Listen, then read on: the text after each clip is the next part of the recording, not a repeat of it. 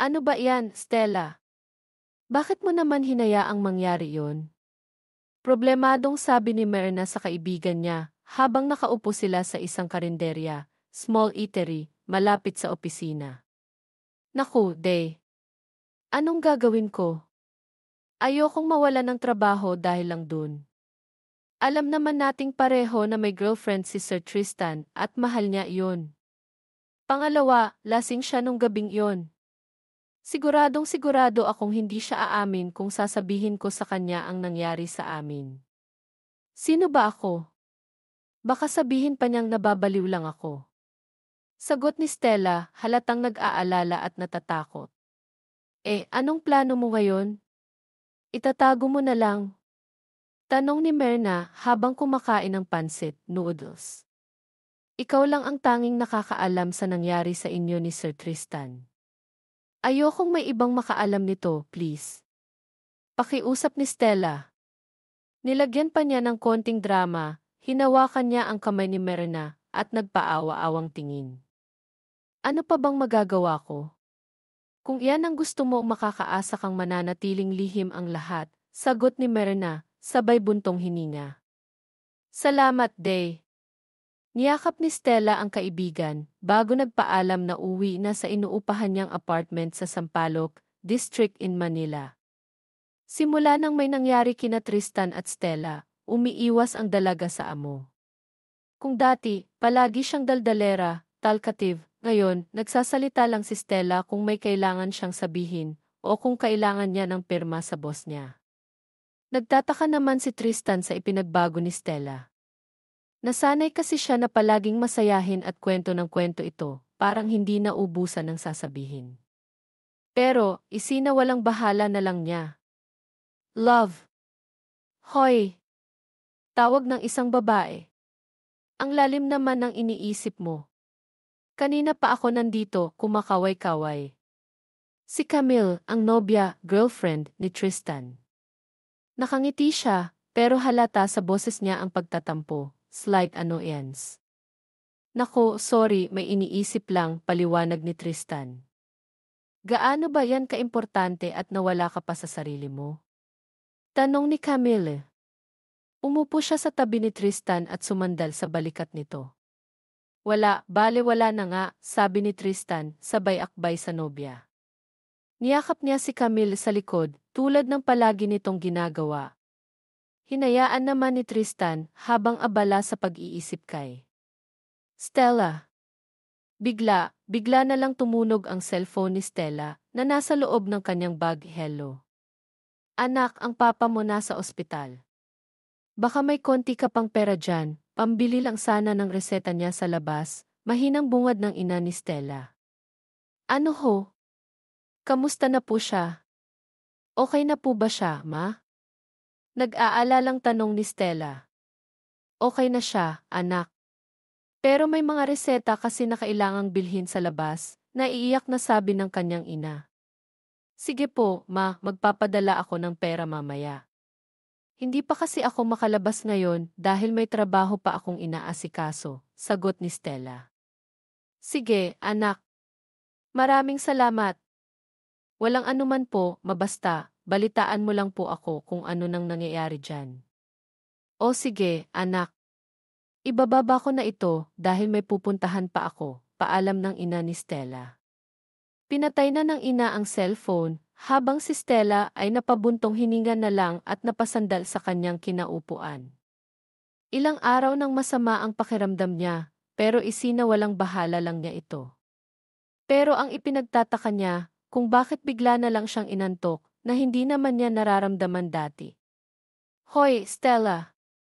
Ano, baka buntis ka? Walang alinlangan na sabi ni Myrna na ikinaputla, made her pale, ni Stella. Hindi naman magandang biro yan. Pilit pang humiti si Stella kay Myrna. Ano ka ba? May dalaw ka na ba nitong buwan? Tanong ni Myrna. 2 weeks na akong delay, Daddy. Kaagad na napatanga, became speechless, si Myrna sa narinig. Ano? Tapos hindi ka man lang nagpapa-check up. Paano na lang kung buntis ka? Anong gagawin mo? Paanong anak mo? Alam nating pareho na himala na lang kung tanggapin yan ni Sir Tristan. Nag-aalalang sabi ni Myrna kay Stella. Ano ka ba, Day? Wala to. Kaya huwag ka nang mag-alala pa sa akin, malumanay calmly na sabi ni Stella. Anong huwag? Tumigil ka nga. Hindi ako papasok bukas. Huwag ka na ring pumasok. Sasamahan kitang magpa-check up bukas sa doktor. Alam ni Stella na hindi siya mananalo, kaya wala na siyang nagawa pa sa gusto ng kaibigan. Maliban kasi sa magulang niya, tanging ito lang ang nag-iisa niyang kaibigan sa Maynila. Kinabukasan, sinundo ni Myrna ang kaibigan at sabay silang pumunta sa hospital. Habang naghihintay sa resulta, wala sa sariling nagpalakad-lakad si Stella sa harap ni Myrna. Diyos ko, Stella. Pwede ba? Nahihilo na ako dyan sa ginagawa mo eh. Relax ka nga lang.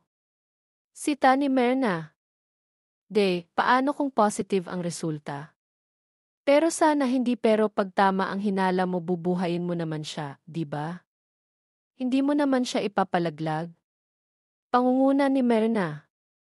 May idinagdag pa siya, pabulong, sayang naman ang lahi ni Sir Tristan. Hindi ko alam, Wala akong ideya sa mga nangyayari ngayon. Ano bang dapat kong gawin? Sagot ni Stella, kasabay ng pagpasok ng doktor sa kwarto. Ano hong resulta? Kaagad na sinalubong ni Stella at Myrna ang doktor. Ayon sa ginawa naming test, nagdadalang tao ka, miss. At 3 linggo na. Congratulations! May ibibigay akong mga vitamins na kailangan mong inumin para mas kumapit pa ang anak mo sa sinapupunan mo. Kailangan mo itong inumin once a day. Thank you, Doc. Si Myrna ang nagpasalamat dahil hindi na nakapagsalita pa si Stella. Kaya mo yan, Day. Andito lang ako para damayan ka, sabi ni Myrna habang palabas sila ng ospital. Tuluyan nang nalaglag ang mga luha ni Stella na kanina pa niya pinipigilan. Paano ko siya bubuhayin? Paano mga magulang ko at ang kapatid ko? Sa akin na lang sila umaasa na ako ang makakatulong sa kanila, umiiyak, crying, na sabi ni Stella. Sige lang, iiyak mo lang yan hanggang sa maubos ang mga luha mo. Kailangan mong mag-isip ng mabuti dahil hindi pwedeng padalos-dalos ka ng desisyon. Nakarating sila Myrna sa inuupahang apartment ni Stella, pero ganun pa rin ang dalaga, namamaga na ang mata sa kakaiyak. Anong plano mo ngayon? Hindi naman pwedeng ipalaglag mo yan, walang ano-anong sabi ni Myrna. Hindi ko alam, Hindi ko alam. Ano bang dapat kong gawin? Umiyak ulit si Stella. Magtatrabaho ka pa rin ba? Hindi ka ba mahihirapan na makikita mo ang ama ng anak mo lagi? Tanong ni Myrna. Hindi niya pwedeng malaman ang totoo, hindi pwede. Kailangan ko na munang magtrabaho habang maliit pa ang tiyan ko para may magamit ako sa panganganak ko at makapagpadala pa rin ako ng pera sa magulang ko, mahinang sabi ni Stella. Pero, kahit may malaki kang problema, inaalala mo pa rin ang magulang mo. Dahil pamilya ko sila at mahal ko sila, Kaya, kahit na anong mangyari, gagawa ako ng paraan para makatulong sa kanila, mahinahon, calmly, na sabi ni Stella. Niyakap na lang siya ng kaibigan. Nang sumapit ang hapon, nagpaalam na si Myrna na uwi na. Mabilis lang na lumipas ang mga araw at magtatatlong buwan na ang tiyan ni Stella. Nagtatrabaho pa rin siya bilang sekretary ni Tristan. Stella, bakit? Kulang ba ang sahod mo? Tataasan ko pa. Basta, huwag ka lang umalis sa trabaho mo. Pigil ni Tristan sa sekretarya. Si Stella kasi ang klase ng empleyado na hindi dapat pinakakawalan, dedicated, ito sa trabaho, at mapagkakatiwalaan, trustworthy. Kaya ganoon na lang kung makareact si Tristan. Kailangan ko na pong umuwi, sir, dahil nasa critical na ang kondisyon ng papa ko. Kailangan pong nandoon ako, paliwanag ni Stella. Pero hindi mo naman kailangang mag-resign, di ba? Babalik ka pa naman, right? I'm sorry, sir, pero hindi na po ako babalik. Napabuntong hininga na lang si Tristan. Alam niyang mahihirapan siyang makahanap ng katulad ni Stella. Okay, pero kung gusto mong bumalik, you're always welcome here. Thank you, sir. Nagpaalam na si Stella. Mag-isa na lang si Tristan sa loob ng opisina. Mabilis niyang dinukot, grab, ang cellphone sa mesa, at tinawagan ang isang kaibigan. Hoy, napatawag ka? Sagot ng kaibigan sa kabilang linya. May balita na ba? Until now, wala pa rin eh. Don't know kung naghahanap ka ba talaga o wala, pagpaparinig, hinting ni Tristan sa kaibigan. Hoy! Hoy! Anong pinagsasabi mo?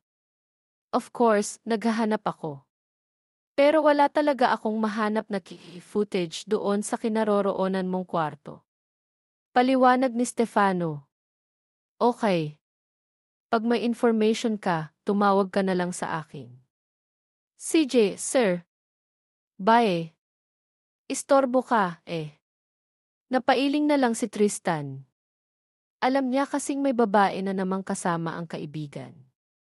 Malalaman ko rin kung sino ka, suon, jingly lady, nakangiting, smiling, sabi ni Tristan, habang nakapikit, eyes closed.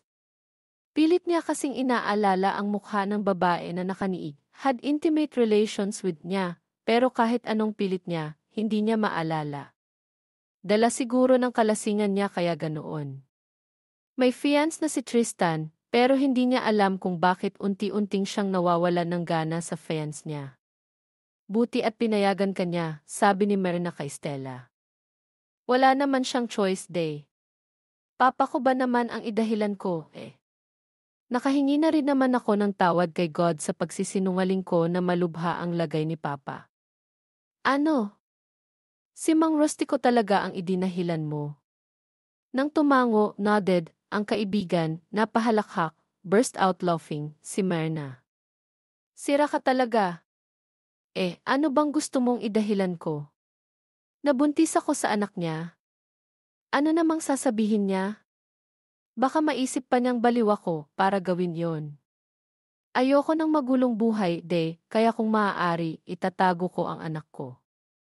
Isa pa, may fiance siya, at ayokong makigulo sa kanila, mahabang sabi ni Stella, na sinang-ayunan, agreed with, naman ng kaibigan.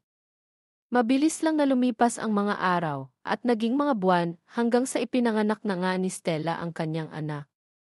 Tingnan mo, ang gwapo ng anak mo. At halatang mana siya sa kanyang ama. Sabi ni Myrna habang karga-karga ang sanggol.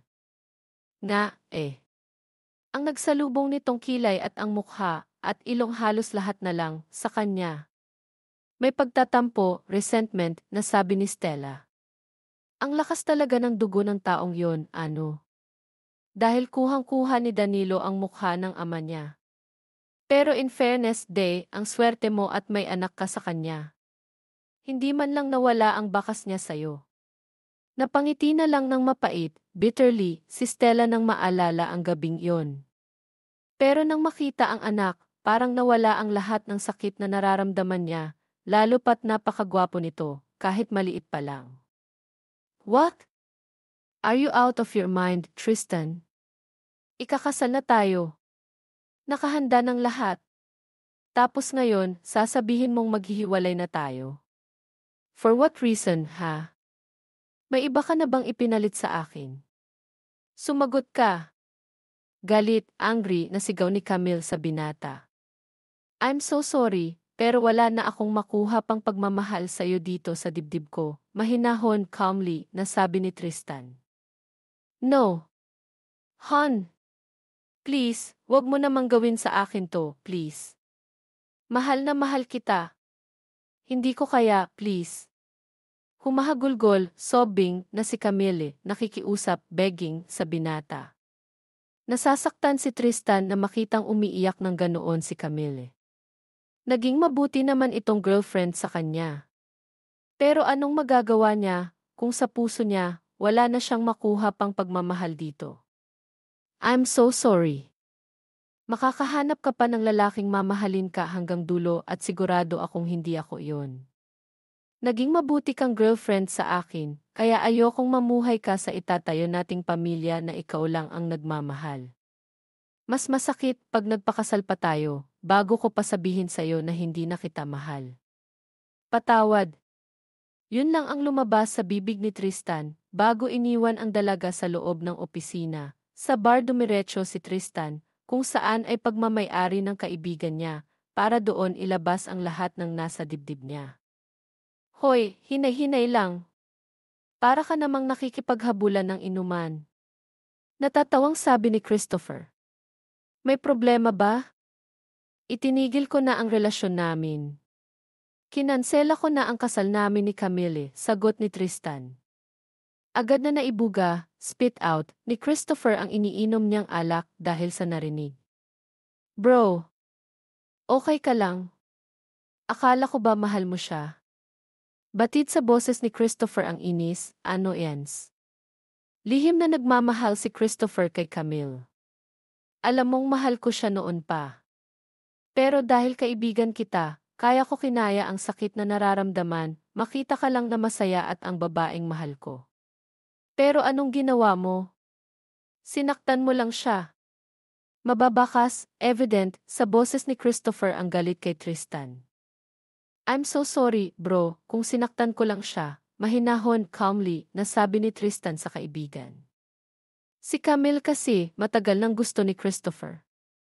Pareho silang mayaman at gwapo, pero mas gusto ni Camille si Tristan, kaya walang nagawa si Christopher kung hindi bigyan ng kalayaan ang dalaga.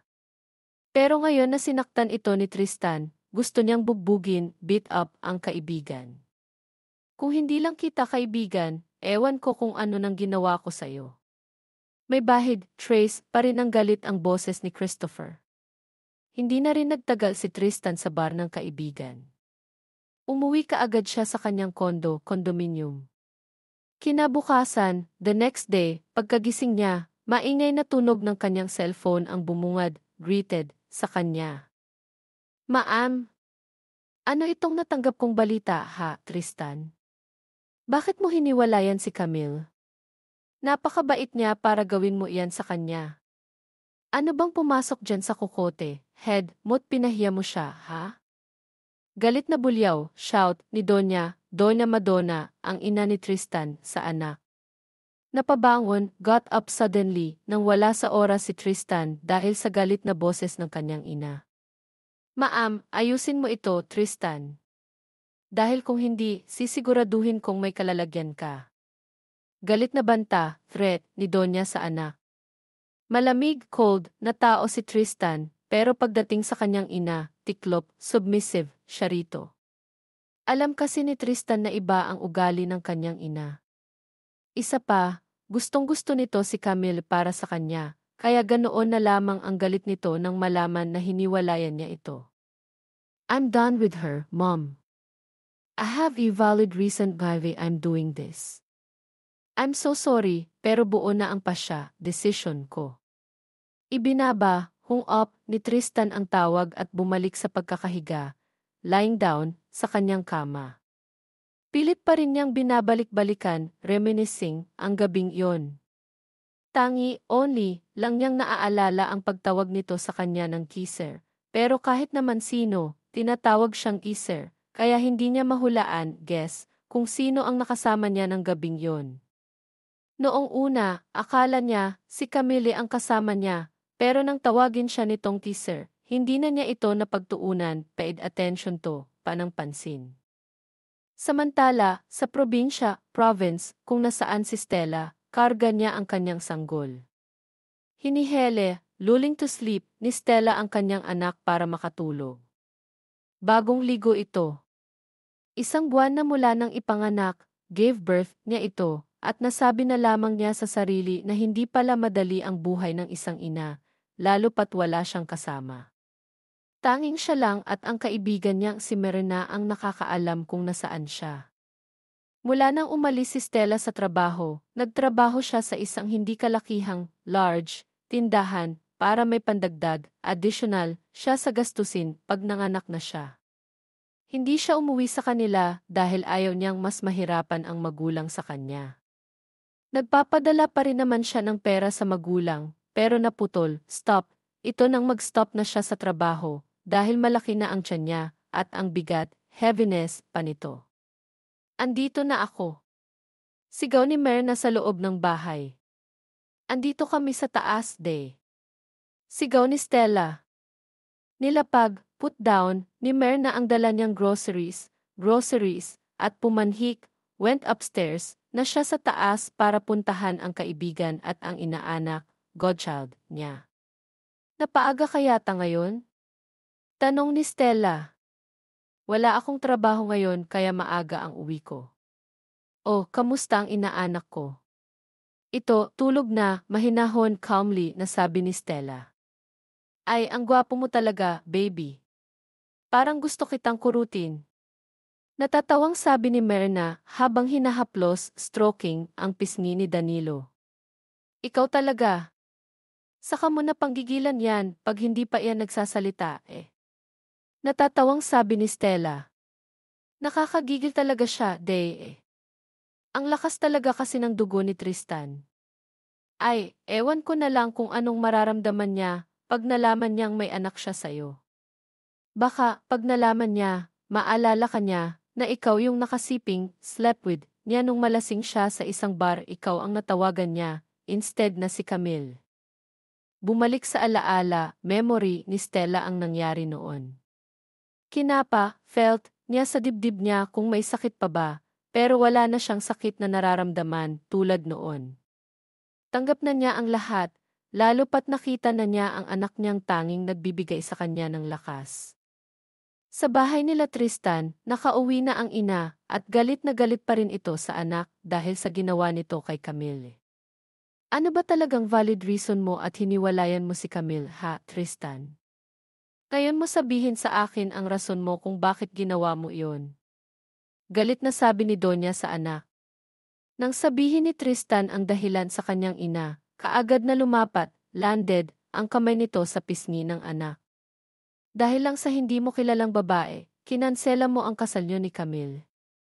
Galit na sabi ni Donya. Napahimas, Rob, na lang si Tristan sa mukha. Aminado, admittedly, siyang masakit ang sampal ng ina, pero alam niyang mas masakit doon ang nararamdaman ni Camille dahil sa ginawa niya. At ang isa sa ikinagagalit, what makes her angry, nito, dahil umalis ng Pilipinas si Camille, at hindi nila alam kung saan ito pumunta. Sa paglipas ng mga araw, buwan, at naging mga taon, malaki na ang anak ni Stella, si Danilo. Mama, I'm home. Sigaw ni Danilo sa sala. Nag-aaral na kasi ito at kasama nito ang kanyang yaya, Nani. Kaagad na lumabas ng kusina si Stella at sinalubong ang anak. Hello, baby. How was your school? Binugbog, showered, ni Stella ng halik, kisses, ang anak, sa kanya ito binuhat, carried. Okay lang naman po, mama. May star nga po ako. Sabay patingin, showing niya sa kanyang yaya ng star sa kamay. Wow! Ang talino talaga ng anak ko. Nakangiting sabi ni Stella. Siyempre naman po, mama. Mana ako sa inyo, eh. Napahalakhak, burst out laughing, na lang si Stella sa pambobola, flattery ng anak. Aminado siyang hindi nagmana, inherited, sa kanya ang katalinuhan, intelligence ng anak at alam niya kung saan ito nagmana. Matapos ang hapunan, si Stella na ang nagpatulog ng anak, habang ang yaya nito ay pinagpahinga na rin niya. Ganito araw-araw ang trabaho ni Stella. Mula kasi nang makapasok siya ng trabaho sa isang kumpanya, napilitan siyang bumalik ng Maynila at nangupahan, rented, na lang. Dahil malaki naman ang sahod niya, ikinuha niya ng yaya ang anak para may magbabantay, will look after, dito habang nasa trabaho siya. Kampante, confident, naman siya sa yaya ng anak dahil mabait naman ito at palagi itong tumutulong sa kanya sa gawaing bahay tuwing walang pasok si Danilo sa school. Kamusta ka na dyan? Namiss ko na kayo ni Danilo. Nakapout, pouting, na sabi ni Myrna. Kausap niya si Stella sa video call.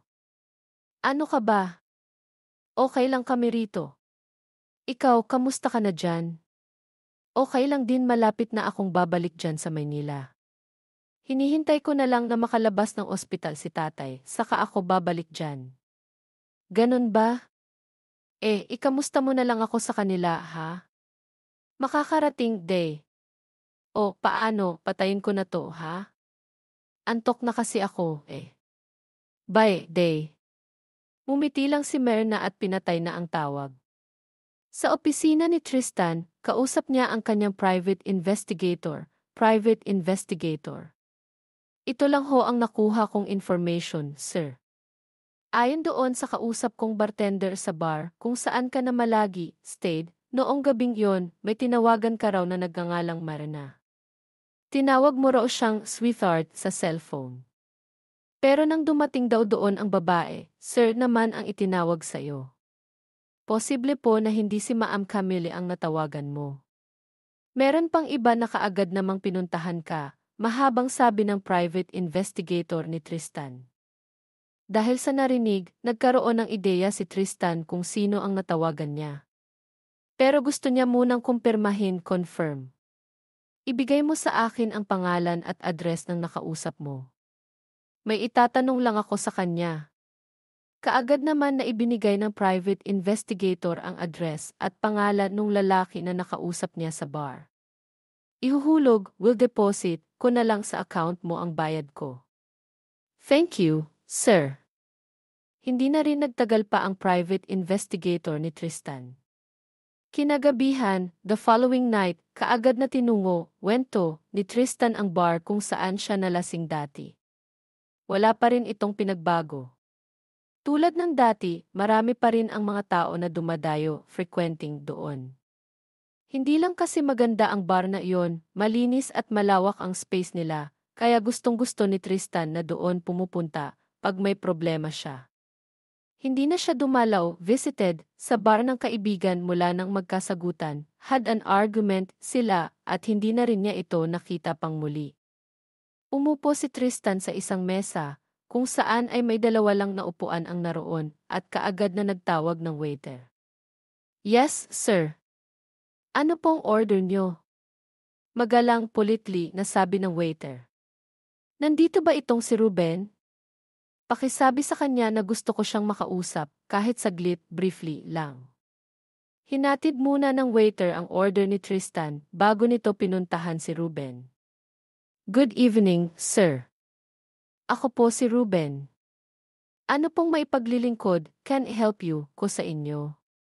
May halong kaba, nervousness, na sabi ni Ruben. Take a seat. Itinuro, pointed, ni Tristan ang upuan sa tapat niya, kaya kaagad na umupo doon si Ruben. Kung hindi mo na ako matatandaan, remember, ipapaalala, will remind ko sa'yo. Natatandaan ho kita, sir, putol, interrupted, ni Ruben sa sasabihin sana ni Tristan. Good.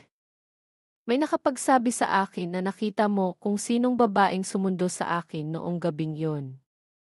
May ipapakita ako sa iyong litrato, photograph, at gusto kong kilalanin, identify, mo kung sino sa kanilang dalawa ang sumundo sa akin dito. Seriously, sabi ni Tristan. Okay ho, sir. Kaagad na kinuha ni Tristan ang dala niyang larawan at ibinigay sa kausap. Tinitigan, stared, mabuti, carefully, ni Ruben ang litrato, at itinuro, pointed, niya ang isang litrato na hawak niya. Siya ho.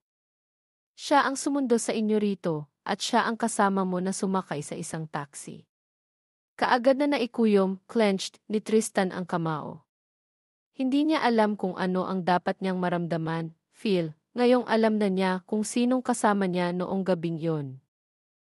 Thank you. And here's your tip. Inilapag, placed, ni Tristan ang pera sa mesa at tumayo, stood up, na para umalis. Saka palang nakahinga ng maayos, breathe properly, si Ruben. Akala niya kung ano nang kailangan ni Tristan sa kanya. Tinawagan ulit ni Tristan ang private investigator niya at pinapahanap, ordered to find, si Stella. Halughugin, search thoroughly, mo ang buong Pilipinas, kung kinakailangan para mahanap mo lang siya. Hindi pwedeng hindi ko siya makita. Masyado ng malaking perwisyo, trouble, ang nagawa niya sa buhay ko, kaya oras na para pagbayaran, pay for, niya ito. Ibinaba, hung up, na ni Tristan ang tawag at mumisi, smirk, na nakatingin sa larawan ni Stella na nakalagay sa mesa niya. Finally, nalaman ko rin kung sino ka at huwag ka nang umasa na makakawala ka pa sa akin. Parang baliw, crazy, si Tristan na nakangiti habang nakatingin sa mukha ng dalaga na nasa mesa niya. Talaga, Mama? Nagtatalon, jumping, sa tuwa si Danilo nang sabihin ng kanyang ina ang paggala, outing nila sa mall. Sakto, coincidentally, kasi nawalang pasok ang anak, at day off niya sa trabaho, kaya hindi na siya nag-aksaya. Wasted, pa ng panahon para makabonding to bond with ang anak. Magbihis ka na rin, Yaya, para may kasama kami ni Danilo, nakangiting, smiling, sabi ni Stella. Bilis na, Yaya, para makaalis na tayo. Natatawa na lang si Stella na nakatingin sa anak. Ang sobrang excited, very excited, nang lumabas. Matapos makapagbihis ng yaya ni Danilo, siya ring labas nila ni Stella. Nakasuot lang ng simple dress, si Stella, pero ang dating niya ay parang isang mayaman. Maliban kasi sa maganda si Stella, maputi rin ito na talaga namang bumagay, suited, sa kanya. Mama, let's go. Hinilapod na ni Danilo ang ina, kaya napasunod na lang si Stella. Baby, careful. Baka madapa, trip ka. Saway, reprimand ni Stella. Ma'am, ako na lang pong hahawak kay Danilo, presenta, offered, ng yaya ni Danilo, kaya ibinigay ito ni Stella. Malaki na kasi si Danilo, at alam niyang mas mataas, taller, pa ito sa kanya paglaki, when he grows up, nito. Naiwan na si Stella ng dalawa, dahil panay, continuous, ang hila ni Danilo sa yaya niya. First time ni Stella na gumala sa mall na kasama ang anak. Noon kasi, palagi lang sa park ang punta nila, kaya siguro ganoon na lang ang galak, joy, ng anak nang malaman na gala sila sa mall. Thank you, sir. Pwede po kayong bumalik dito, pag may time po kayo, nangingiting, smiling, sabi ng manager sa isang mall, halatang nagpapacute, obviously flirting kay Tristan. Thank you, Miss Rosales. You're welcome, sir. Umalis na si Tristan sa opisina ng manager at naglakad ng palabas. Pero bigla siyang natigilan, stopped suddenly. May nahagip, caught, ang mata niya na parang kilala, familiar niya. Mabilis na hinabol, chased niya ang babae, at nang makalapit, mabilis na pinigilan, stop niya ito sa kamay. Finally, I meet you again, miss. Salazar. Sabay hilapul ni Tristan sa dalaga. Pero ganoon na lang ang pagkadismaya, disappointment, niya nang hindi ito ang hinahanap niya. Yes, sir. Tanong ng babae. Oh, I'm sorry. Akala ko yung kakilala ko. Sorry again. Binitawan, released ni Tristan ang babae at napailing, shook his head na lang. Habang nasa loob ng kotse, tumunog ang cellphone niya, hudyat, signal na may nag-text sa kanya. At nang buksan niya ito, unang bumungad sa kanya ang larawan ng isang babae na parang may tinatawag, calling, at ang pangalawa ay may kasama itong bata at isa pang babae. Nang matitigan, stared ni Tristan ang suot ng babae, at ang babae na hinabol niya doon sa mall, bigla na lang kumabog, beat fast, ang dibdib ni Tristan. Mabilis na lumabas siya ng kotse at bumalik sa loob ng mall. Kinuha niya ang cellphone at tinawagan ang private investigator niya. Yes, sir. Kaagad na sagot ng lalaki. Who's the child? Bungad niya. Anak ang tawag niya sa bata, sir. At mama naman ang tawag ng bata doon sa babae. Okay, thank you. Ibinaba, hung up, ni Tristan ang tawag at nagpalingalinga, looked around, baka sakaling, in case, makita niya ang hinahanap. Mama, ito po yung gusto ko. Gusto ko rin po ito, mama. Tiningnan, look at, ni Stella ang gusto ng anak. Gusto niya itong bilhan, buy, pero nang makita niya ang presyo, kaagad na napaismid, scoffed, si Stella. Ang mahal naman ito, anak. Wala ba talagang barato, cheap dito? Hindi naman sa ayaw niya sa gusto ng anak, pero ang mahal lang talaga kasi. Baby, kasi, pwede sa next nating labas na lang natin to bilhin? Nag-aalangan na sabi ni Stella sa anak. Nakayuko, head-bowed, si Danilo, habang gusto niyang maiyak, TF, dahil hindi mabili, can't be bought, ang gusto niya. I'll pay for this. Kaagad na kinuha ni Tristan ang gusto ng bata, habang si Stella ay hindi naman nakagalaw, couldn't move, nang makita ang dating boss. Sir! Sir Tristan! Mahina, softly, pero sakto, just enough, lang na marinig ni Tristan. Parang nakakita ka ng multo, ghost, Miss Salazar, nakangising, smirking, sabi ni Tristan. Hello, little boy, baling, turning, ni Tristan sa bata, na ngayon ay nakatingala, looking up, na sa kanya. Lumuhod, knelt, siya para magpantay, be at the same level, sila ng bata, at Minisian, smiled at ito. Hello po. Kilala, no, mo po ba ako? Cute na tanong ng bata. No, may I know your name? Malambing, tenderly, na tanong ni Tristan. Parang may kung ano sa dibdib ni Tristan na hindi niya mawari, figure out, kung ano, nang matitigan ang mukha ng bata. I'm Danilo po, sir. Nice name. It suits you, nakangiting sabi niya. Salamat po. Okay, ako na magbabayad, will pay, nitong gusto mo, ah. Sir, no. Ako na po. May pera naman po ako, eh.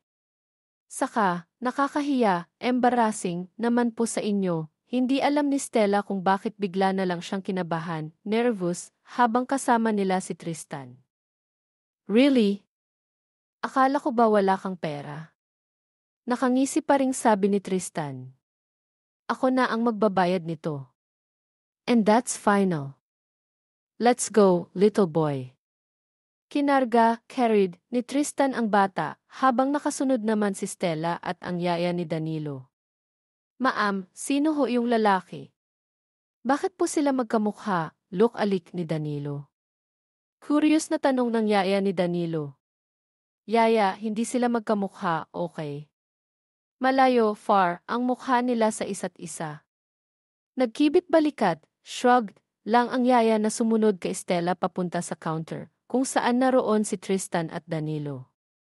Sobrang tuwa ang nararamdaman ng bata nang mabili ang gusto niyang laruan. Can I talk to you for a minute? Mahinahon na tanong ni Tristan sa dating sekretarya. Tungkol saan, about what po, sir? Kinakabahan na sabi ni Stella.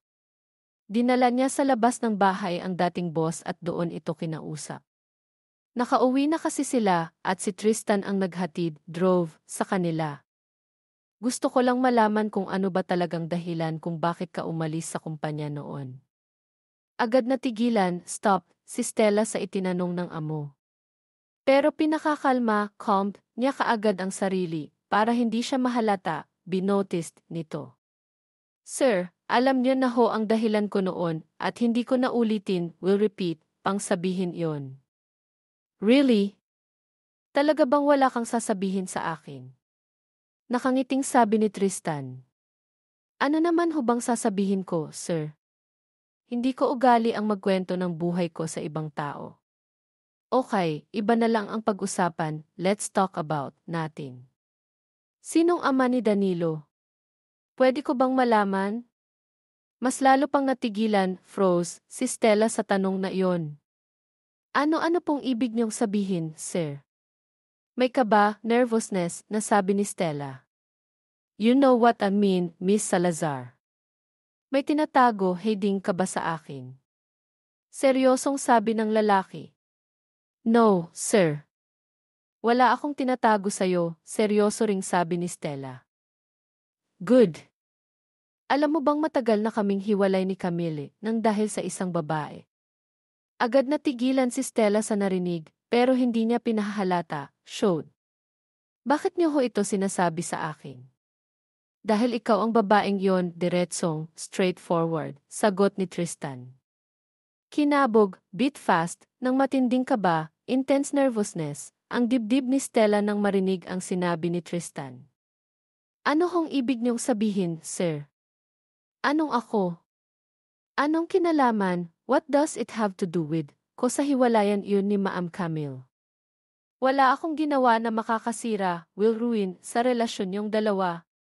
Wala nga ba, Miss Salazar?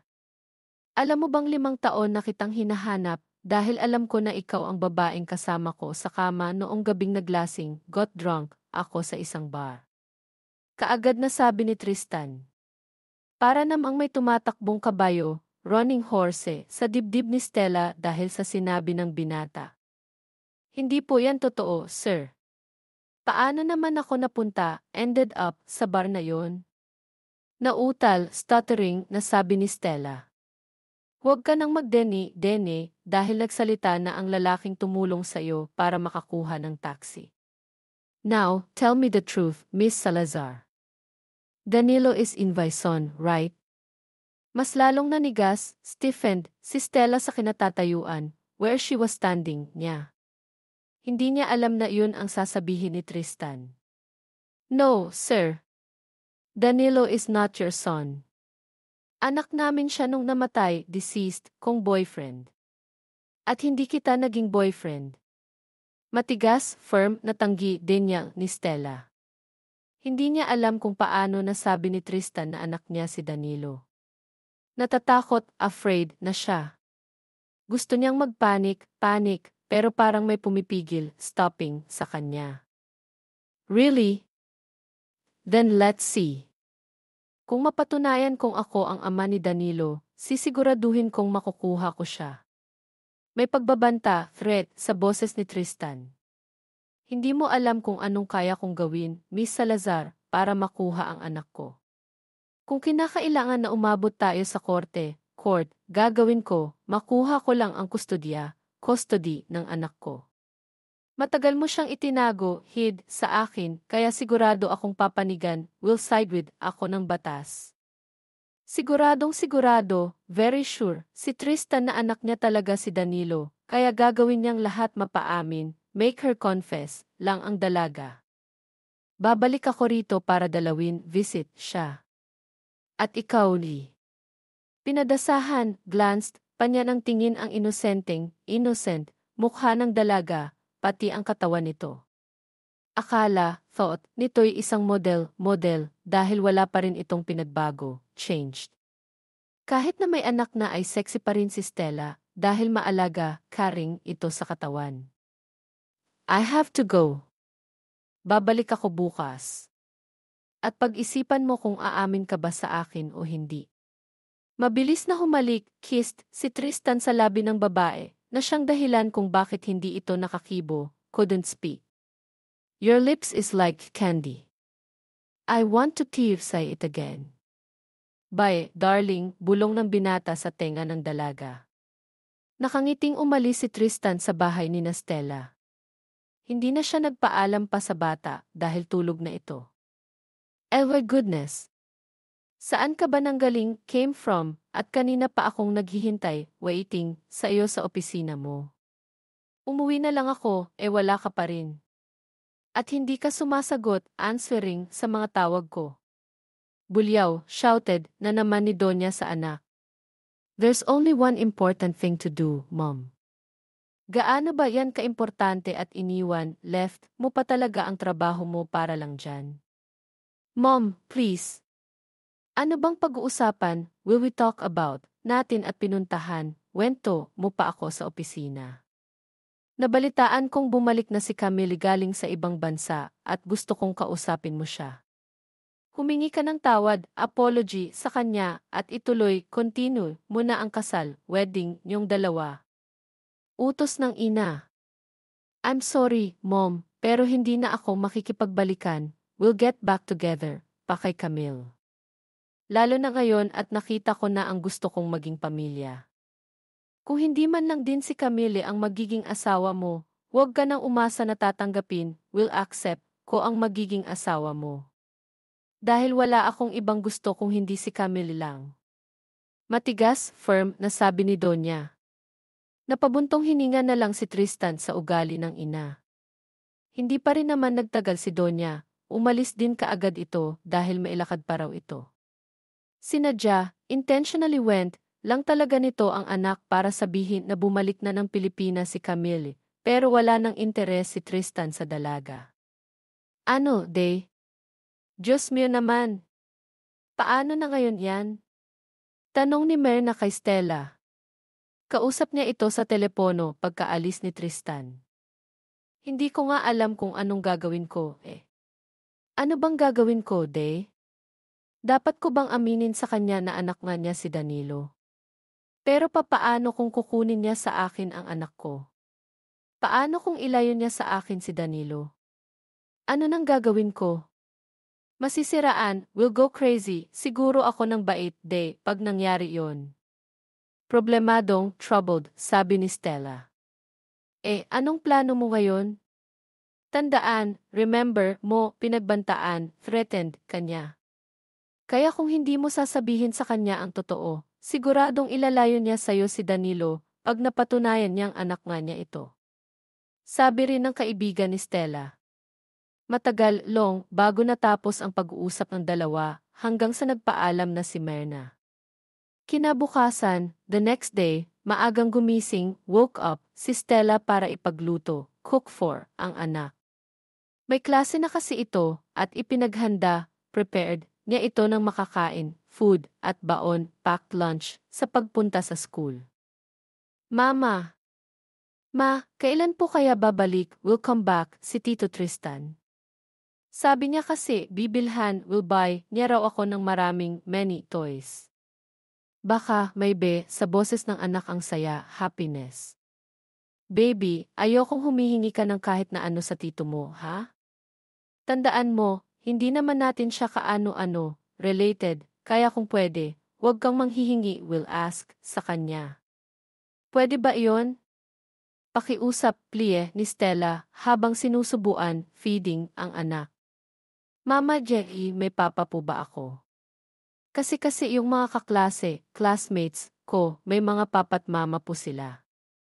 Sabi nga po nung isa kong kaklase, anak daw akong kawayan, bamboo child, meaning, illegitimate, kasi wala akong papa, malungkot, sad, na sabi ng bata.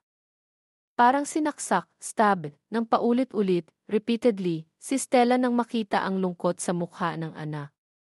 Kaagad niya itong niyakap, hugged, at hinagkan, kissed, sa ulo. Dahil sa ginawa niya, napangiti, smiled, ang anak. Gustong-gusto ni Danilo na nilalambing, being shown affection, siya ng kanyang ina, kaya ito ang paraan ni Stella para hindi na magtanong pa ang kanyang anak.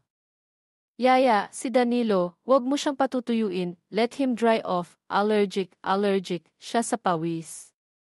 Opo, Ma'am Stella. Papara, was about to hail, nasana ng taxi si Stella nang may humintong, stop, Mercedes-Benz sa tapat nila, at mula sa loob ay lumabas si Tristan. Tito! Kaagad na tawag ni Danilo sa binata. Hey! Good morning! How are you? Sabay buhat, lift, niya sa bata. I'm good, Tito. I'm going to school na po. Oh, really? Yes po. O, ako na maghahatid, will drive, sa inyo, nakangiting sabi ni Tristan. No. Hindi na, sir. Magta-taxi naman po sila. No, I insist. Let's go, little boy.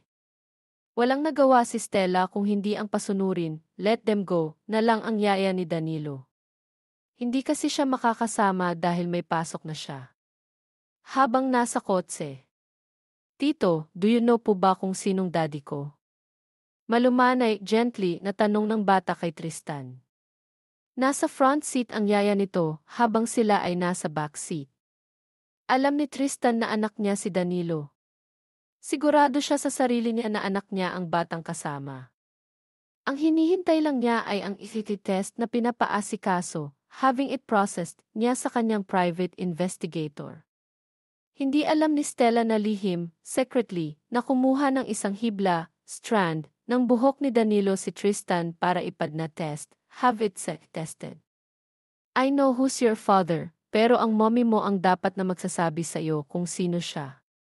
Kung gusto mo, ako na lang muna ang tawagin mong daddy. Nakangiting sabi ni Tristan. Talaga po? Okay lang po sa inyo. Of course. Basta ikaw, Bevy not. Nakangiting sabi ni Tristan. Yehey! May papa na ako. Nakangiting yumakap si Danilo kay Tristan. Hindi alam ni Tristan kung bakit ganoon ang nararamdaman niya. Sobrang gaan, very light, ng pakiramdam niya at parang may humahaplos, caressing, sa puso niya nang makitang masaya ang batang kasama.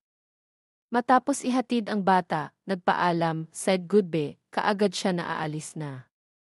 Naghihintay na kasi ang private investigator niya sa kanya. Sir, ito na po ang result ng pinapagawa, ask to do mo sa akin. Kinuha ni Tristan ang brown envelope at tiningnan ang laman noon. Halos hindi humihinga si Tristan nang makitang 79.7% ang resulta ng HIV test nila ni Danilo. Thank you again. Ipapadala ko na lang ang bayad sa account mo. Thank you, sir. Nagpaalam na ang private investigator. Habang si Tristan ay hindi pa rin umaalis sa restaurant kung saan sila nagkita ng private investigator, hindi mawala-wala, can't take away, sa hawak niyang papel ang mata ni Tristan. Hanggang sa mga oras na iyon, hindi pa rin siya makapaniwala, can't believe, na anak niya talaga si Danilo. Una pa lang niyang tingin sa bata, duda, doubtful, na siya, lalo na at magkamukha sila nung maliit pa siya, kaya naman nung nakasama niya ito sa mall ay palihim, secretly. Siyang kumuha ng hibla sa buhok nito at binigay sa private investigator para ipad-na-test.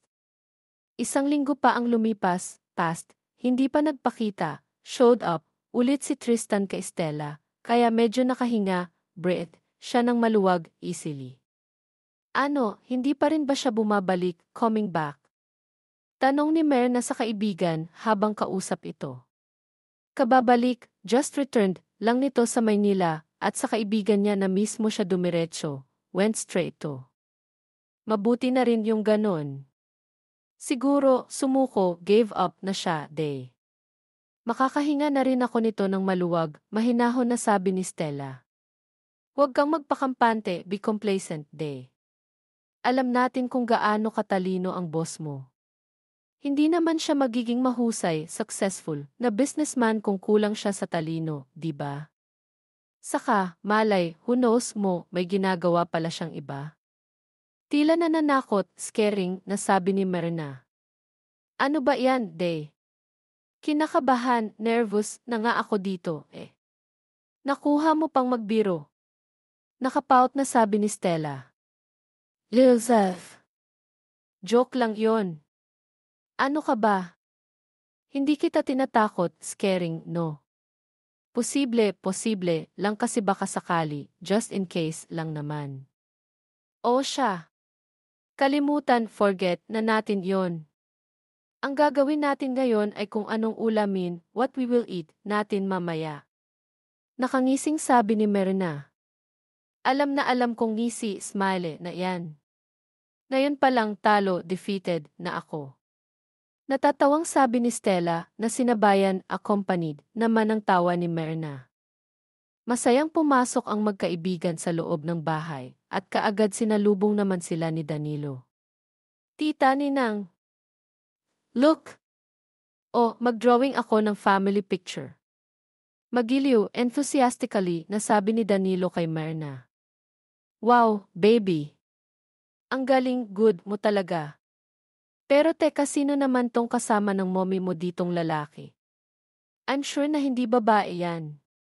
Natatawang sabi ni Myrna. Of course, Ninang. Dahil ito ako, at ito si mommy at ito namang nasa gilid, side ko, siya po ang daddy ko.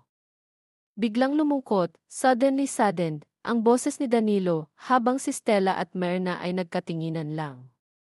Gusto mo ba, baby, magluto tayo ng cookies? Kaagad na napaangat, look up, nang tingin si Danilo sa ninang, godmother, niya, habang nagniningning, shining, ang mga mata. Talaga po, ninang? Magluluto po tayo? Of course, baby. Kaya, sige na, ipaligpit, have it put away, na muna natin kay Yaya yung mga gamit mo. Eh! Sige po, tita ninang. Bumalik na si Danilo sa mesa niya at ibinigay sa Yaya ang gamit niyang pang-drawing. Maraming salamat, Day. Hindi ko na talaga alam kung anong gagawin ko, hindi na ako nakakapag-isip ng maayos.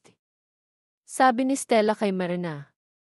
Alam mo, kung ako sa'yo, sabihin mo na lang kay Tristan ang totoo. Tutal naman, gusto niya rin namang maging anak si Danilo, di ba? Saka, hello. Totoo niyang anak ang anak mo, kaya huwag ka nang mag-alinlangan, hesitate pa. Isipin mo anak mo, day nag-umpisa na siyang maghanap ng ama niya. Alangan namang basta ka na lang magturo, pointo, ng tao para maging ama ni Danilo. May karapatan, right, rin naman si Tristan sa anak mo, kaya magdesisyon ka na, para sa kapakanan, welfare, ng anak mo. Gusto lang naman niyang makilala ang ama niya, dahil hindi naman niya sinabing gusto niyang magpakasal kayo ng ama niya. Ang malungkot na mukha ni Stella ay biglang napalitan ng ngiti nang umandar na naman ang kabaliwan, craziness, ng kaibigan. Oh, ayan. Ngumiti ka na rin. Huwag kang mag-alala, Day. Andito lang ako. Tutulungan kita, para hindi kunin ni Tristan ang anak mo sa'yo, sabi ni Marina, sabay kindat. Tumango, nodded, si Stella, at sabay na silang pumunta ng kusina para gumawa ng merienda, snack, nila. Nasa kalagitnaan, middle, sila ng pagluluto ng biglang. Tito Tristan. Tumakbo si Danilo papunta sa pinto, kung nasaan si Tristan. Kaagad namang binuhat ni Tristan ang anak at hinalikan ito sa noo at ulo. How are you? I really miss you, dear baby. Malambing na sabi ni Tristan. Really? Namiss mo po ako. Masayang sabi ng bata. Yes, sweetheart, nakangiting tumango si Tristan. Thank you po, Tito. You're welcome, sweetheart. Si Stella at Myrna ay nagkatitigan, looked at each other. Hindi alam ni Stella, pero bigla na lang siyang kinabahan ng malakas. Sa paraan kasi ng pagtingin ni Tristan sa kanya, parang siya nitong hinuhukay, digging. Baby, can you talk to your mother? May pag-uusapan, we'll talk about, lang kami. Sige po. Bumaba, got down, si Danilo sa pagkakabuhat ni Tristan. Habang si Myrna naman ay umalis din sa kusina, para makapag-usap muna ang dalawa. Hanggang kailan mo itatago sa akin ang totoo? Seryoso at batid, evident, sa boses ni Tristan ang lamig. Anong ibig mong sabihin?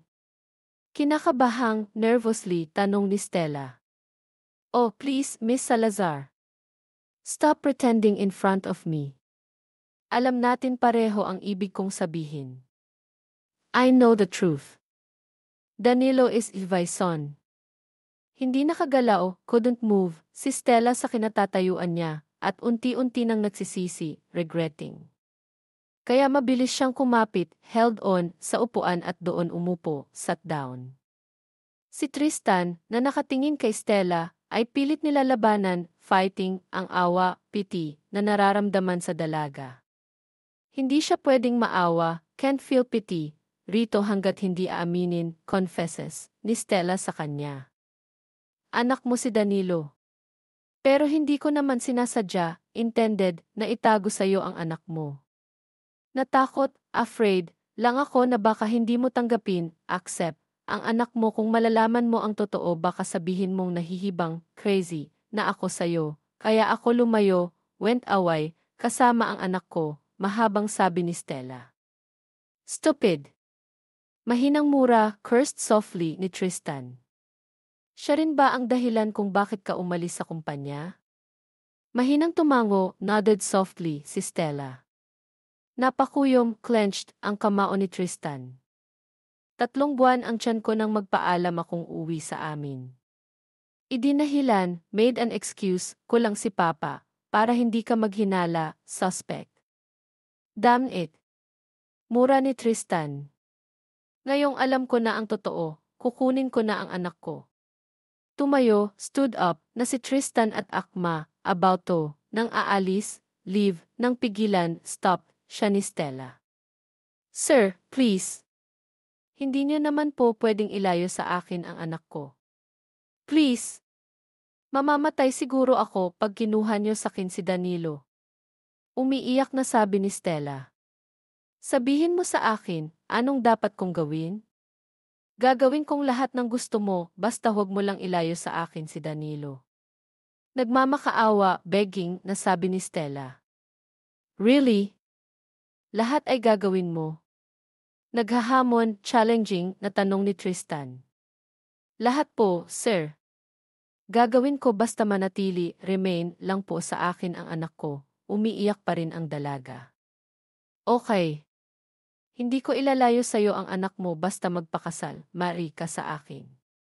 Kaagad na napatigil, stop, sa pag-iyak, crying, si Stella nang marinig ang sinabi ng binata. Sir, imposible naman ho yung sinasabi mo. Wala tayong relasyon para magpakasal. Para sa akin, ang simbahan ay banal, sacred, at kung papasok man ako sa simbahan para magpakasal, yung gusto ko at mahal ko ang pakakasalan, will marry ko, seryosong sabi ni Stella. Then love me, seryosong sabi ni Tristan. Napatawa na lang si Stella sa tinuran, said, ng binata. Hindi ho ganon kadali ang hinihingi asking mo, sir.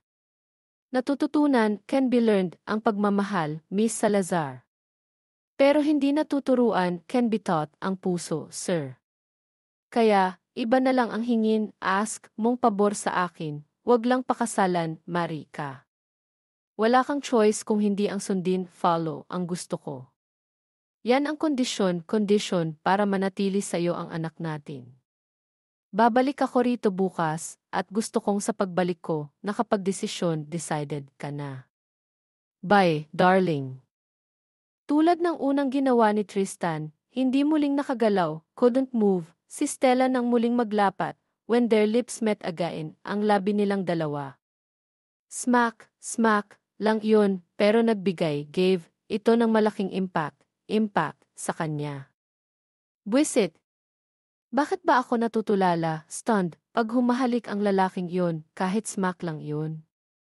Napahawak, touched, pa si Stella sa labi niya. Ano nang desisyon mo ngayon? Alam natin na hindi niyo kagustuhan ang nangyari sa inyo, pero anak niyo ang pinag-uusapan, being talked about, dito. Kung gusto mong maging masaya ang anak mo, magpakasal ka sa kanya. Pero kung kaya mo namang makita na nasasaktan ang anak mo, desisyonan mo na yan. Ang sa akin lang, gusto rin ni Danilo na makasama ang kanyang ama, sabi ni Merna, habang kausap si Stella.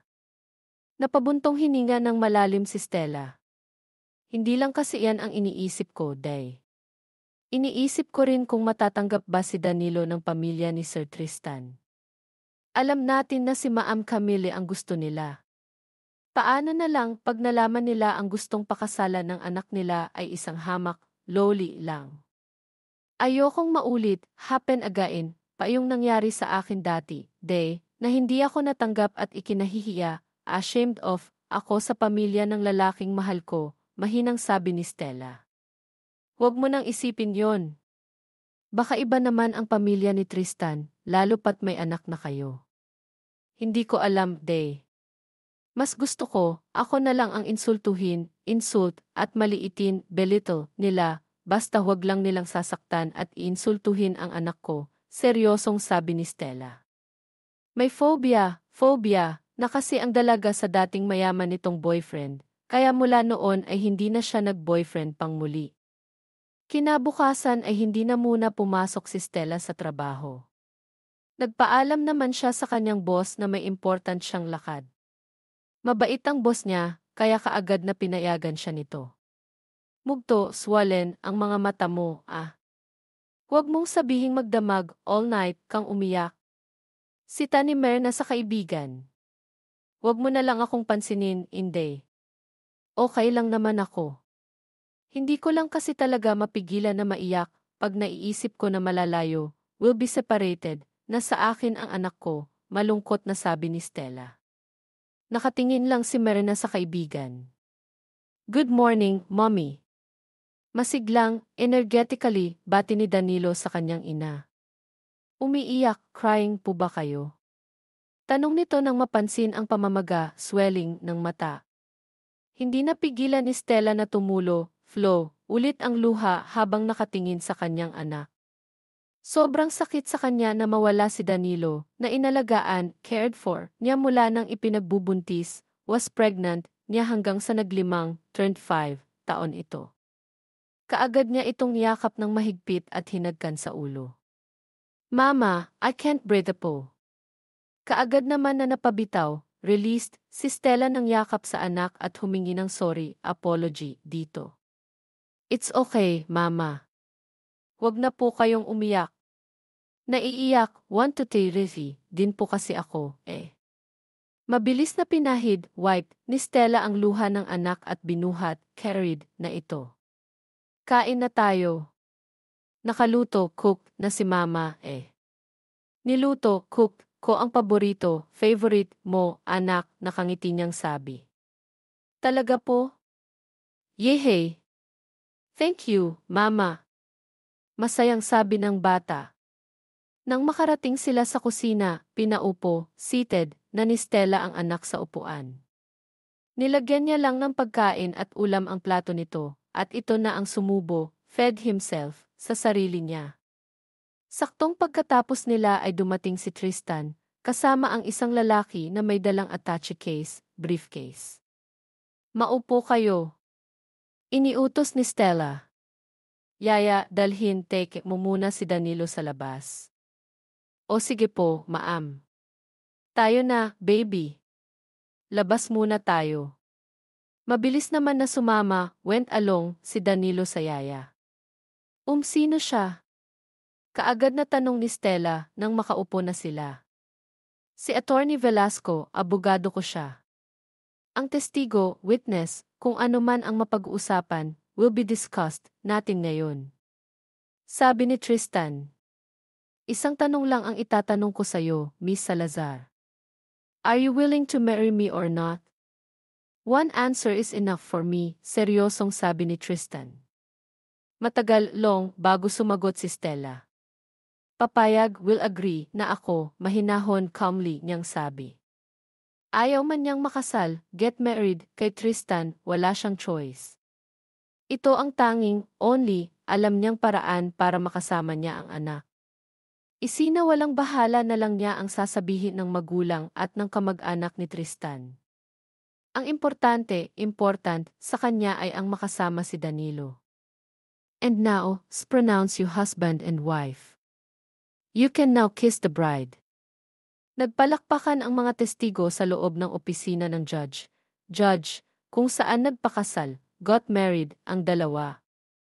Matapos pumayag ni Stella sa gusto ni Tristan, kaagad na dinala niya ito sa isang judge, kung saan ay linaw niya pala ito.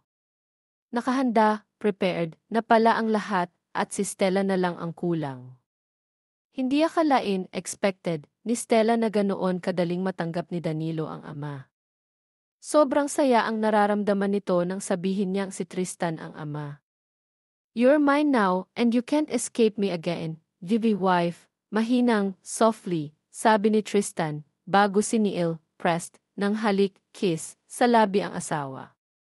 Tinakpan ni Myrna ng kamay niya ang mata ni Danilo, pero hinawi, brushed aside, ito ng bata. Go, Papa. Cheering nito sa ama. Natawa, loved, naman ang mga nandoon na tumestigo, witnessed. Thank you, bulong ni Tristan sa asawa, bago niya ito pinakawalan, released. Congratulations, Day. Kasal ka na talaga. Sigurado akong pag nalaman to ng mommy mo, magagalit yun sa akin. Pero ano bang magagawa ko? Ginampanan, fulfilled, ko lang ang trabaho ko. Congratulations again, iho, young man. Bati ni Hukom Reyes, Judge Reyes, kaibigan ng pamilya ni Tristan. Thank you, Ninong. Nagpaalam na si Tristan sa judge at umalis na sila. Sakay sa isang luxury car, binaybay, traveled nila ang highway, papunta sa Quezon City, kung saan naroon ang malaki at palasyal, bahay ni Tristan, na bago pa lang natapos, finished. Kahit ang ina niya ay walang alam sa pinagawa, had it built niyang bagong bahay. Mula nang ipahanap ni Tristan si Stella, thought, na niyang magpatayo, have it built, ng bahay para sa kanila. May mansion naman na sila, pero mas gusto niyang tumira, live, sa ibang bahay, lalo pat may anak na sila ni Stella. Papa, dito na po ba tayo titira? Ang laki po ng bahay natin. Maanghang, amazed, sabi ni Danilo. Yes, sweetheart. Dito na tayo titira, nakangiting tugon, smiling response ni Tristan. Si Yaya. Sabi ko sa'yo, eh. Tila nagyayabang, boasting pa ang bata sa Yaya. Ihahatid ko na muna si Danilo sa kwarto niya, sabi ni Tristan kay Stella. Tumango, nodded lang si Stella. Binuhat ni Tristan ang anak paakyat, upstairs, sa taas, habang si Stella ay tahimik, quietly, na naiwan sa sala. Inilibot, looked around, niya ang paningin sa buong sala, at humanga, was amazed, siya sa ganda ng mga nakasabit, hanging, na mga naggagandahang painting, beautiful paintings. Pero nang madako, when it landed, ang mata niya sa isang painting na nasa center, biglang bumilis ang tibok ng puso niya. Tanging iyon lang ang naiiba, different, sa ibang painting na naroon. Pinagawa, had it made, ko iyan nang malaman ko na ikaw pala ang babaeng matagal ko nang pinapahanap eh. Hindi nakagalaw si Stella nang biglang may nakayakap, hugging, sa kanya sa likuran. Naiiling, shaking her head, at nahihiya, siya rito, dahil pinilit, forced, siya nitong pakasalan, Mary, nito. Naiisip pa rin niya na boss, niya ito dati, kaya ganoon ang reaksyon niya. Pinaharap, turned her around, ni Tristan ang asawa sa kanya, kasabay ng pagsalubong, meeting, ng labi niya sa labi ng asawa. Hindi na pumalag, resisted, pa si Stella ng hapitin, pulled closer, siya ng asawa at ginawaran, gave, ng isang halik sa labi. Wala na rin naman siyang magawa, kando, dahil kasal, married, na siya rito. Naglakbay, traveled, ang kamay ni Tristan sa katawan ng asawa, pero agad siyang pinigilan, stopped, ni Stella. Sir, sandali, wait. Mahinang inilayo, gently pushed away, ni Stella ang katawan sa katawan ng asawa, at nahihiya siyang tumingin dito. Sorry ho, magluluto, will cook, lang ho ako, nahihiyang, sabi niya. Okay. Komplete, ang gamit sa kusina, kaya pwede kang magluto kahit anong gusto mong lutuin, nakangising sabi ni Tristan, habang kita ang namumulang, blushing, mukha ng asawa. Cute, mahina, softly, niyang sabi. Hindi na lumingon, look back, pa si Stella. Lalo pa siyang napangiti sa reaksyon nito. Gosh, nakakahiya. Bakit ba kasi hindi ako pumalag? Reklamo niya sa sarili habang hawak ang mukha. Bakit ka naman papalag? Asawa mo na iyon, Aber. Sabat ng kabilang bahagi ng isip ni Stella. Mas lalo pang nag-init, heated up, ang mukha niya nang maisip ang matamis, sweet, na halik nito. Shocks! Mahina niyang mura. Sa loob ng isang buwan na pagsasama, living together, nina Stella at Tristan, masasabi niyang napakaswerte niya sa asawa, dahil maalaga, caring, at mapagmahal, loving ito. Yaya, anong nangyari? Bakit dala mo yung mga damit ko? Nagtatakang tanong ni Stella sa yaya ng anak. Ay, ma'am. Si Sir Tristan po ang nag-utos na dalhin daw sa kwarto niya ang lahat ng damit mo, dahil doon ka na raw matutulog, nakangiting sabi ng yaya. Ano? Nang hindi nagpapaalam, asking permission, sa akin ang mokong jerk na yun? Talaga? Asan ba siya? Nasa sala po at nanonood po sila ni Danilo ng movies. Salamat, yaya. Maiwan na muna kita. Bumaba na ng hagdan si Stella at pinuntahan ang kanyang mag-ama. Papunta na sana siya sa kinaroroonan, location, ng mga ito nang may kumatok, knock, sa pinto, kaya wala sa sariling pumunta siya roon para pagbuksan, open, kung sinong nasa labas. Ano po ang, nabitin, cut short, sa ere ang sasabihin sana ni Stella nang makita kung sinong nasa labas ng pinto. Miss Salazar, don't tell me na, love, sino yan? Tanong ni Tristan. Nang makita kung sino ang nasa labas, hindi agad nakapagsalita si Tristan. Ma'am, Papa, bilis na po. Mabilis na dumako, turned, ang tingin ni Donya sa batang kararating, just arrived, lang. Hindi siya makapaniwalang, couldn't believe, totoo ang sinabi ni Leandro sa kanya.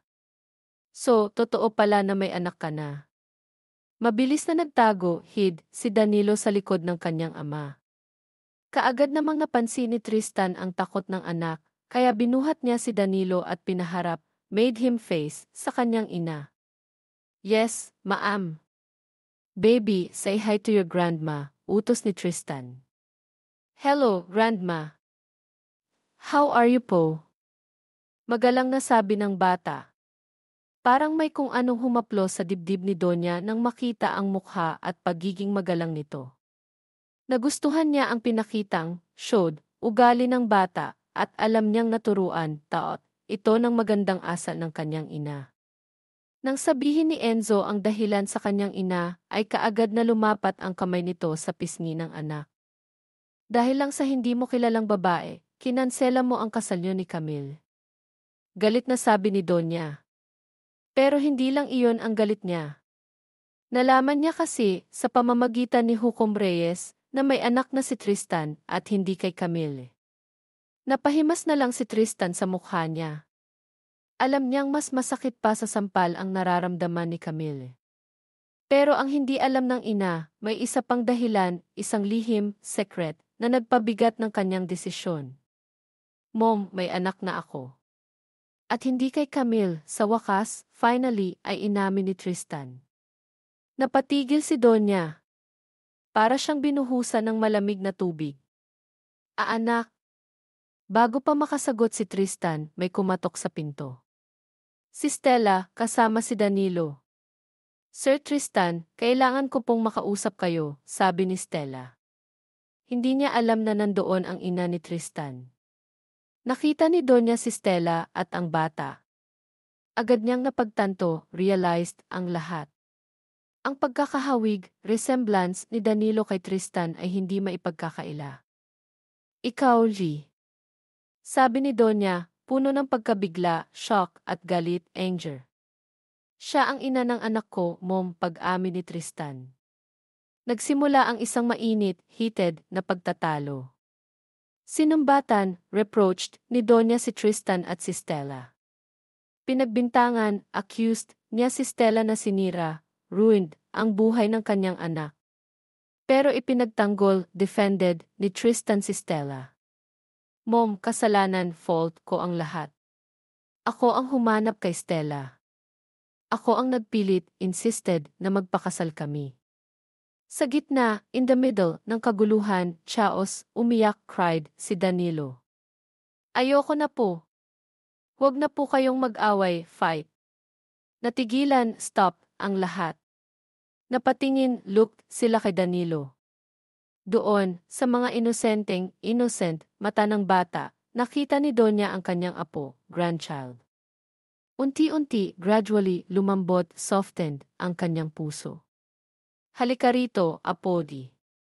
Sabi ni Donya, sa unang pagkakataon, for the first time. Lumapit si Danilo sa kanya. Niyakap, hugged, siya ni Donya. Patawad, Stella, sabi ni Donya, sa wakas, finally. Patawad sa mga nasabi, said ko. Tinanggap, accepted, ni Stella ang paumanhin, apology. Niyakap din niya si Donya. Naging mahirap, difficult, ang mga sumunod, following, na buwan.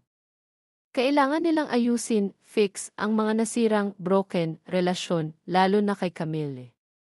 Pero sa tulong, with the help, ng pagmamahal, love, at pag-unawa, understanding, nalampasan, overcame nila ang lahat. Nagpakasal, got married, sina Stella at Tristan sa isang simpleng seremonya, simple ceremony, sa simbahan ng San Agustin Church, sa harap, in front, ng kanilang pamilya at mga malalapit, close, na kaibigan. Pero hindi doon natapos ang kwento. Isang araw, habang naglilinis, cleaning, si Stella sa opisina ni Tristan, may nakita siyang isang lumang kahon, old box. Binuksan, opened niya ito. Sa loob, may mga larawan, pictures, sulat, letters, at isang familiar na papel, paper. Yung papel na ibinigay sa kanya ni Ramon sa bar. Pero ang nakasulat doon hindi lang numero ng telepono. Isang tula, poem. Isang maikling tula, short poem, tungkol sa pag-ibig na dumating sa hindi inaasahang pagkakataon, unexpected moment. At sa ibaba, at the bottom, may perma, signature, si napatakip, covered, si Stella ng bibig. Naalala, remembered niya ang kay Ramon na nakilala niya sa bar yung ideal Ramon na akala niya iguni-guni, imagination lang. Biglang pumasok si Tristan. Nakita niya si Stella na hawak, holding, ang papel. Alam mo ba kung ano yan? Tanong ni Stella. Ngumiti, smiled si Tristan. Yan ang patunay, proof, na kahit sa pinakamadilim, darkest, na sandali, pwedeng dumating ang pag-ibig sa paraang hindi mo inaasahan, expect. Hinalikan, kissed, ni Tristan si Stella. At ikaw kayo ni Danilo ang patunay na may himala, miracles, talaga. At doon, sa ilalim, under, ng mapayapang, peaceful, langit ng Philippines, nagsimula ang tunay, real, na buhay, life, ni Stella at Tristan. Isang buhay na puno, full, ng pagmamahal, pag-asa, at mga himala na hindi pa dumarating. Ang kwento nila hindi pa tapos. Ito ay patuloy na nabubuo, being formed, sa bawat araw, sa bawat ngiti, sa bawat yakap. At sa bawat pahina ng kanilang buhay, may bagong kwento na naghihintay.